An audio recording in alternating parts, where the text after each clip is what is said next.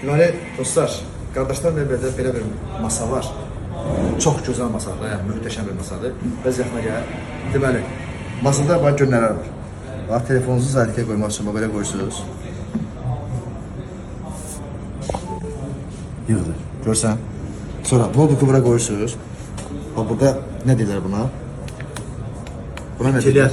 Ventilator. Soyutma sistemi. Soyutma sistemi. Bu fırlanır. Notebooku qızmağa qoymuş. Sonra, bura, yaxın. Bu, indi ələ bırakmıram dostlar. Məsələn, burası hər hansı bir çay, kofe və yaxud da enerji qoya bilərsiniz, onu siz saxlayır. Sonra, burada kolonka. Bu kolonka sistemidir. Wi-Fi ilə qoşulursan, Bluetooth-la qoşulursan. Qardaş şimdi tanımıram, amma bir nə istifadədir. Deməli, bu masanı aşağı eləyər. Bura. Getdi. Bunu baxırsan. Yəni, möhtəşəm bir masa, dostlar. Adı nədir?